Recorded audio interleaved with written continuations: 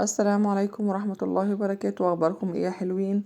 تعالوا النهاردة هنعمل بقى ايه الوجبة اللي الشعب كله بيحبها. هنعمل مع بعض محشي كرنب بطريقة سهلة جدا. نسمي الله ونقول بسم الله الرحمن الرحيم. انا جبت كرنباية هنا وقطعتها وسلقتها وقطعت التقطيعة المظبوطة. هنا بقى ايه الوصفة اللي هتسهل عليكي المحشي وتعمليه في اي وقت.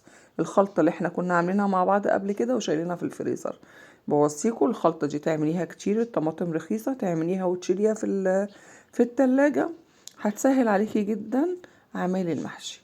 انا حطيت هنا مقدار الرز اللي انا حسب ما انا عايزة. هنبدأ بقى نجيب ايه، نجيب طبق. احنا عملنا بقى قبل كده مع بعض اللفة على الكيسة ووريتها، ودي لفة سهلة جدا للمبتدئين اللي هو ما بيعرفش يعمل المحشي خالص. بس الوصفة دي سهلة جدا زي انتوا شايفين كده على الطبق، وانجزي وخلصي حليتي كده وايه، والدنيا كلها تبقى ايه سهلة معاكي. إيه،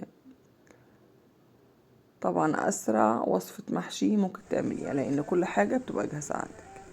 هنبدأ بقى نحط على الحلة بعد ما خلصناها كده حتتين سمنة من فوق، وعندنا شوربة نحط عليها معلقة صلصة ومرقة اللحمة او مرقة دجاج زي ما انتوا حابين، بتدي تيست اعلى للمحشي.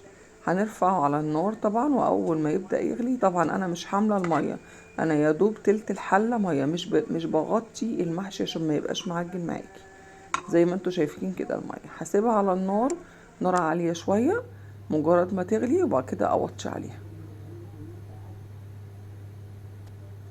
وبعد كده بقى نرجع نشوف بقى الطعامة واللذاذة، ومش قادرة اقول لكم الريحة عاملة ازاي.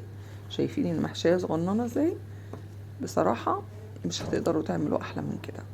جربوا الوصفة دي والطريقة دي للمبتدئين، مش هتقدروا يعني بصي تقاوموا المحشي ده، ومش هتبطلوا تعملوه اساسا، لان لو جهزتوا كل حاجة الدنيا هتبقى تمام. وطبعا احنا عاملين بقى ايه الطحينة البيتي اللي عملتها معاكم قبل كده، هتلاقوا فيديو بيها. بصي دي معتمدها في كل الاكلات، لذيذة جدا ومش هتبطلوا تعملوها.